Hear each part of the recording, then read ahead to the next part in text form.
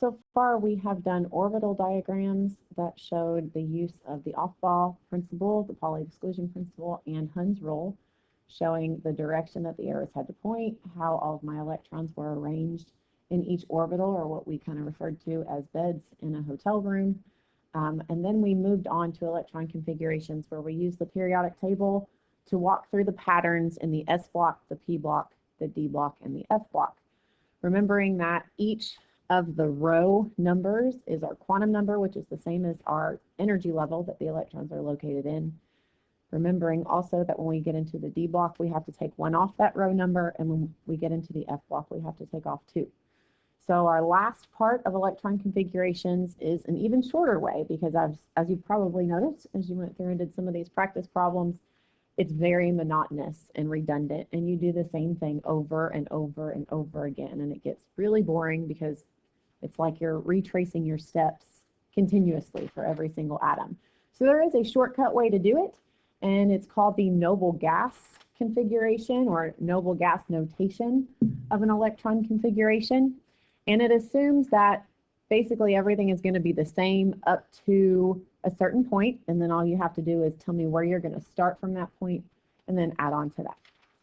For example, these are my noble gas notations.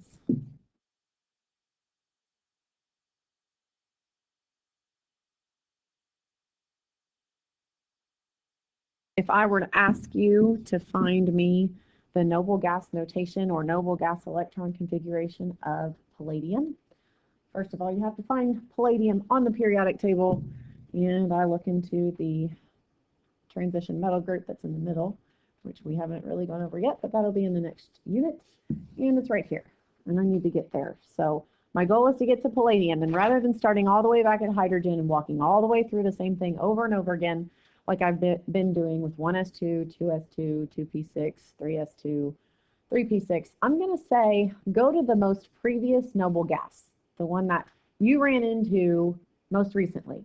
So you might be asking me, what are the noble gases? And I'm hoping at some point in time you were taught that these are your noble gases.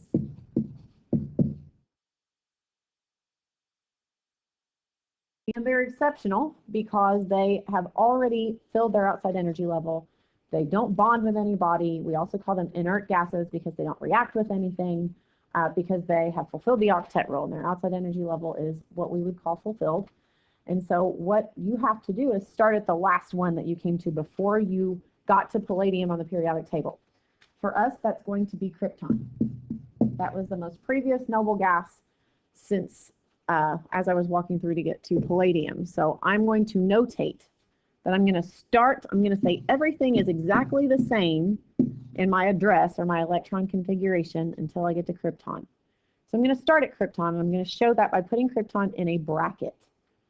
Now I'm going to start here and walk through from krypton and write down everything that comes afterwards.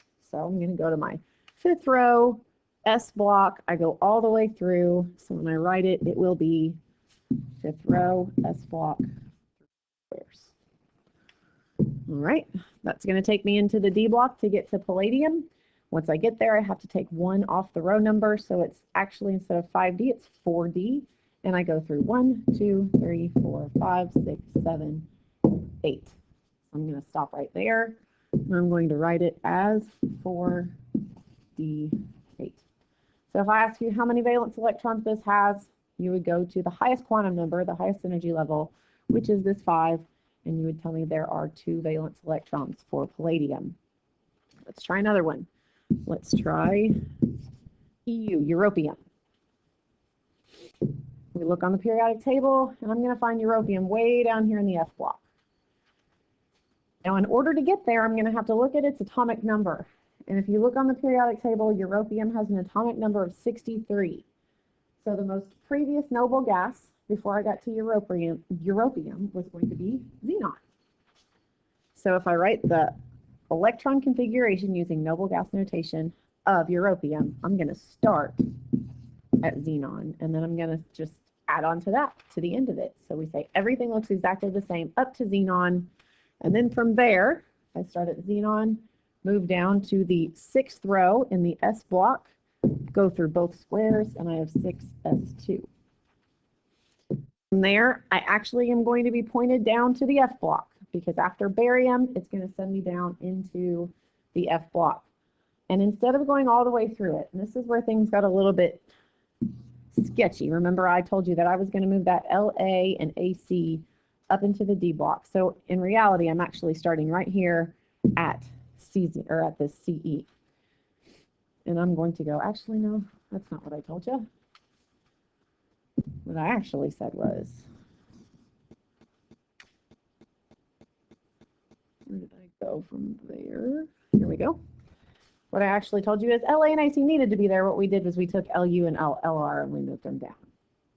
So we have 1, 2, 3, 4, 5, 6, 7.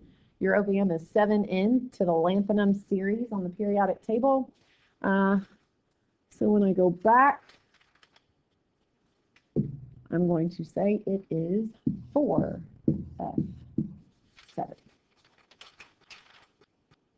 All right, let's just do one more just for fun. How about we do RF? RF is rutherfordium. Huh, that guy sounds interesting. I think maybe he did something pretty important. So we're going to go to RF on the periodic table, which is right here.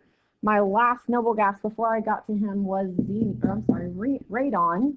And if I start at radon, I need to put it in a bracket.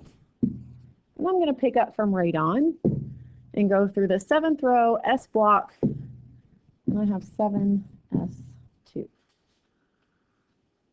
And that's going to send me down here into the F block. I'm going to go all the way through the 5F. And when I get through the 5F, I will have 5F14. And it's 5 because I had to take 2 off that row number when it went down there. Which brings me back into the D block. And when I get back to the D block, I have to take 1 off my row number. So instead of 7D, it's going to be 6D. And I go through 1, 2. I stop at 2. And I am going to have 6D. How many valence electrons does this one have? Well, this is my highest quantum number, and there are only 2 in the 7th row. So I have 2 valence electrons. All right, and that's it for noble gas notation. Go ahead and stop the video and start practicing.